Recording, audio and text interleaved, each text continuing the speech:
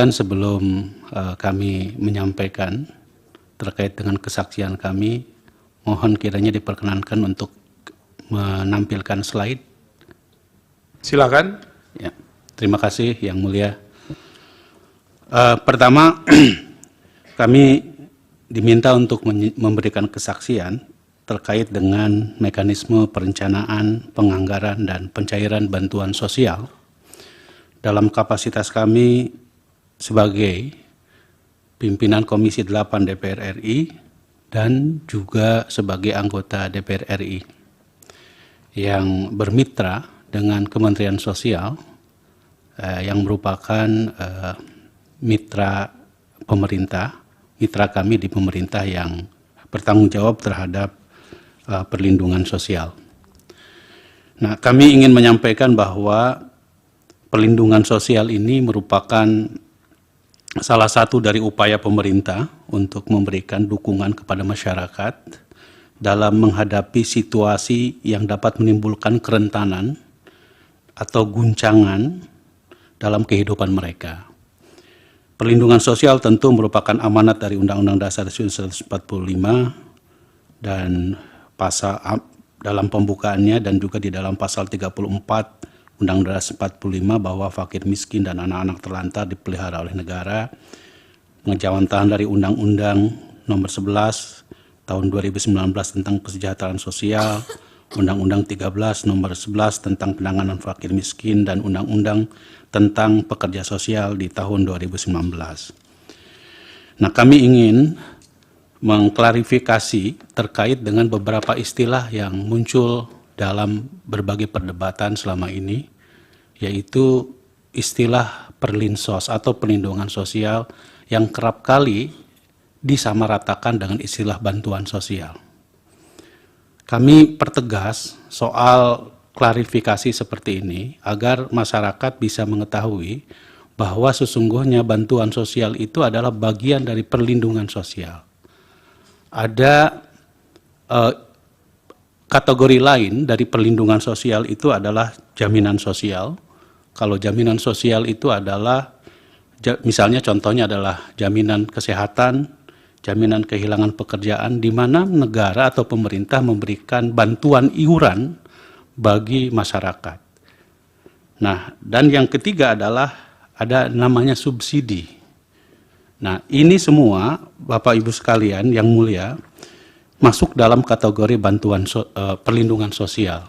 Jadi bantuan sosial sendiri itu terdiri atas dua, yaitu bantuan sosial yang sifatnya reguler, seperti program PKH, kartu sembako, PIP, KIP kuliah, dan lain-lain.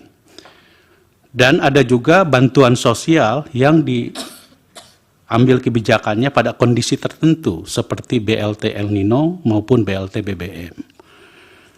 Nah, di dalam berbagai media kita sering menyebut bahwa nilai atau bantuan sosial besar sekali, 400, misalnya di tahun 2024, 496 triliun. Tanpa kita tahu dan kita rinci dari jenis perlindungan sosial apa. Kalau tidak diklarifikasi secara lebih detail, maka orang akan mengasumsikan seakan-akan ini semuanya adalah bantuan sosial. Dan kalau kita lihat, memang bantuan sosial atau perlindungan sosial yang ada di dalam nomenklatur APBN itu menggunakan istilah perlindungan sosial yang dari sejak era COVID memang anggarannya sebesar 498 triliun, kemudian 2021 468 triliun, kemudian tahun 2022 460 triliun, 2023 443 triliun, dan tahun 2024 498 triliun. Nah, kami ingin mencoba untuk kembali kepada jenis perlindungan sosial tersebut. Ada bantuan sosial yang sifatnya reguler, yang itu Majelis Hakim yang mulia itu terdiri atas misalnya untuk bantuan reguler PKH tahun 2023 28,1 triliun, dan di tahun 2024 itu sama sebesar 28,1 28 triliun. Nah, kemudian kartu sembako itu 44,5 triliun. Di tahun 2024 juga sama, kisaran 45,1 triliun. Nah, untuk yang tadi saya sebut sebagai jaminan sosial, itu di bawah Kementerian Kesehatan 46,3 triliun, dan di tahun 2024 46,5 triliun. Ada juga bantuan sosial dalam bentuk bantuan pendidikan yang disebut dengan PIP sebesar 11,1 triliun untuk 20,3 juta siswa, dan di tahun 2024 dianggarkan 14,9 triliun untuk 20,8 juta siswa. Kemudian KIP kuliah, ya, itu di bawah Kementerian Pendidikan dan Kebudayaan, juga Kementerian Agama yang merupakan salah satu mitra kami, itu 12,9 triliun di tahun 2023, dan di tahun 2024 15,1 triliun. Nah, yang kerap kali cukup besar di dalam nomenklatur perlindungan sosial itu adalah subsidi. Subsidi yang itu sebesar, terutama subsidi energi. Nah, subsidi energi ini dikelolanya tentu oleh Kementerian ESDM, ya, baik misalnya juga seperti listrik, ya, gas, itu memang terjadi kenaikan, tapi ini tidak diberikan dalam bentuk cash kepada penerima bantuan, tetapi diberikan atau dibayar langsung oleh pemerintah kepada misalnya Pertamina. Nah, itu besarnya untuk tahun 2024 sebesar 277 triliun. Justru ini yang paling besar. Ada kartu prakerja, ya, 2,8 triliun, di tahun 2024 5,0 triliun. Nah, ada juga BLT dana desa yang ditransfer ke desa yang pengawasannya dilakukan oleh Kementerian Desa. Dan yang terakhir ada perlindungan sosial lainnya. Jadi berdasarkan data ini, yang mulia, bahwa kita bisa membedakan mana bantuan sosial langsung, ya, mana yang merupakan subsidi, dan mana yang disebut dengan jaminan sosial. Jadi kita bisa mengklasifikasi secara jelas dari ini semua berdasarkan atas nomenklatur perlindungan sosial tersebut. Nah, ini semua tentu telah melalui proses pembahasan, ya, secara sesuai dengan ketentuan yang berlaku, terutama pembahasan di dalam APBN. Saya tidak perlu menjelaskan secara lebih detail dari proses pembahasan tersebut. Yang mulia, yang kami hormati dan kami muliakan, izinkan saya menyampaikan bantuan sosial yang ada di dalam mitra kami, yaitu Kementerian Sosial. Ya. Di Kementerian Sosial sendiri yang merupakan bantuan sosial itu nilainya hampir sama antara tahun 2023 dan tahun 2024, kecuali di tahun 2023 lebih besar, terutama pada program adanya anggaran baru yang disebut dengan BLT El Nino. Itu telah disepakati, telah dilaporkan kepada Komisi 8 soal anggarannya pada tanggal 7 November 2023, dan waktu rapat kerja kami dengan Kementerian Sosial diminta untuk segera untuk disalurkan kepada masyarakat. Nah, oleh karena itu, Hakim yang mulia, kami juga ingin menyampaikan di dalam forum yang sangat mulia ini tentang proses pencairan dari program-program tersebut. Bantuan sosial reguler seperti program Keluarga Harapan untuk 10 juta KPM, itu mekanisme penyalurannya dilakukan dengan cash transfer, di mana, ya, Kementerian Sosial mengeluarkan surat perintah pencairan ke Menteri Keuangan, Kementerian Keuangan diserahkan kepada Bank Himbara atau bank-bank pemerintah, dan langsung ditransfer kepada seluruh penerima bantuan yang berbasis pada data DTKS, data terpadu kesejahteraan sosial. Ya. Nah, program ini, proses penyalurannya tentu saya kira harus diketahui oleh kita semua, rasanya tidak mungkin ada pesan-pesan politik. Karena langsung didistribusikan kepada penerima bantuan atau KPM yang berbasis pada DTKS atau data terpadu kesejahteraan sosial. Data terpadu kesejahteraan sosial ini berasal dari daerah, pemerintah daerah. Itu ada juklak dan juknisnya, bagaimana proses verifikasi dan validasi data yang dimiliki oleh Kementerian Sosial ini, yang tentu kita semua tahu bahwa Kementerian Sosial ini menterinya berasal dari partai mana. Nah, DTKS ini datanya itu berasal dari pemerintah daerah. Setelah melalui proses verifikasi validasi dari RT, RW, kepala desa, ke kecamatan, kemudian ke pemerintah kabupaten kota, lalu diinput melalui 6NG ke pusat data dan informasi di Kementerian Sosial. Ya.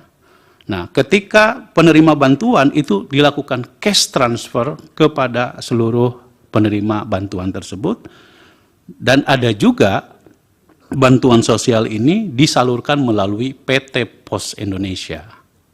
Nah, penyaluran melalui PT Pos Indonesia ini salah satu pertimbangannya juga karena program PKH ini diberikan kepada setidaknya ada 5 komponen. Komponen pertama adalah ibu hamil, ibu menyusui, dan anak balita. Yang kedua untuk unsur pendidikan. Yang ketiga untuk lansia. Yang keempat untuk disabilitas. Ya. Dan tentu yang terakhir dalam konteks bagaimana ini semua bisa mengatasi stunting. Jadi dari program-program termasuk juga dengan kartu sembako. Kartu sembako nilainya lebih besar sebesar 18,8 juta KPM diberikan dengan cash transfer di mana masyarakat penerima bantuan tersebut melalui perbankan atau bank-bank himbara ya. Dan yang bulan November dan Desember 2023 ada bantuan BLT El Nino sebesar 18,8 juta keluarga penerima manfaat, dan ini juga telah melalui proses pembahasan di Komisi 8 DPR RI.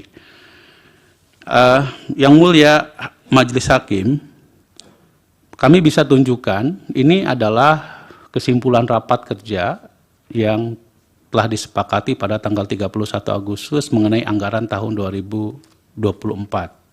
Demikian juga next kalau kita lihat tentang persetujuan anggaran Bansos pada tanggal 14 September 2023 dan yang terakhir pada 7 November 2023 kita memberikan persetujuan dan pengawasan terhadap Bansos, terutama Bansos BLT El Nino. Majelis Hakim yang kami muliakan, kami perlu tambahkan bahwa kalau mau jujur, tadi yang mulia menyampaikan kepada kami alhamdulillah terpilih.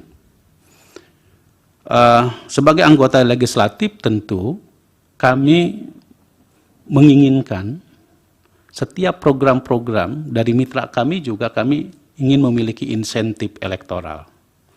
Maka setiap program bansos ini pun ya terus terang saja, ya, justru lebih condong dimanfaatkan insentif elektoralnya oleh para anggota legislatif daripada, kebetulan saya Komisi 8, misalnya dikaitkan langsung dengan proses pilpres. Ya, karena itu maka ini pun juga bukan hanya terjadi pada misalnya kami di Komisi 8, di Komisi 10 yang program PIP, program KIP kuliah, itu proses penyaluran bantuannya, dan saya kira itu tidak salah. Kenapa? Karena itu bagian dari memperjuangkan daerah pemilihan kami. Ya, jadi karena itu kalau kemarin kita mendengar ada istilah pork barrel pork barrel politics, justru kecenderungannya itu banyak terjadi pada pemilihan legislatif dibandingkan dengan, mohon maaf ya, dalam konteks pemilihan pemilihan presiden. Nah, perlu kami sampaikan bahwa dalam konteks yang kami rasakan, yang kami alami, ya, izinkan kami menyampaikan bahwa program-program bantuan sosial ini kan juga kerap kali dikapitalisasi dengan cara mereplikasi atau memodifikasi oleh, saya kira bukan hanya Capres 02, tetapi juga capres-capres yang lain dengan istilah misalnya PKH+, kartu sakti, dan lain sebagainya. Nah, oleh karena itu tentu yang ingin kami tegaskan bahwa intinya semua proses penyusunan program bantuan sosial ini telah melalui proses setidaknya yang kami alami di Komisi 8 DPR RI beserta mitra kami di Kementerian Sosial berupa program-program bantuan sosial tersebut. Saya kira demikian dari kami. Wallahul muwaffiq ila aqwamit thoriq. Assalamualaikum warahmatullahi wabarakatuh. Waalaikumsalam. Terima kasih Pak Aceh. Pak Abdul Wahid, kalau ada yang mau ditambahkan silakan. Terima kasih Yang Mulia. Assalamualaikum warahmatullahi wabarakatuh. Yang Mulia, yang kami hormati, juga Bapak Ibu semuanya yang kami hormati. Tadi sudah banyak yang disampaikan oleh sahabat kami Pak Aceh. Kami hanya menyampaikan dengan singkat saja Yang Mulia, bahwa memang benar apa yang disampaikan tadi oleh Pak Aceh bahwa untuk bantuan sosial terutama mitra kami di Komisi 8 ini kami selaku anggota Dewan itu setiap turun ke daerah pemilihan ya diberi oleh Ibu Menteri Sosial untuk ikut menyerahkan ya, ikut menyerahkan bantuan itu sampai ke tingkat desa-desa. Itu yang insentif elektoral Ya. tadi ya, salah satunya bentuknya. Ya, itu tidak hanya tahun 2024, dari mulai 2021, 2022, 2023, 2024. Itu setiap kami lakukan kegiatan itu. Yang Mulia, perlu kami sampaikan, dengan adanya bantuan tersebut kami bawa ke daerah. Apa dampaknya terhadap elektoral kami? Ternyata tidak berdampak, Yang Mulia.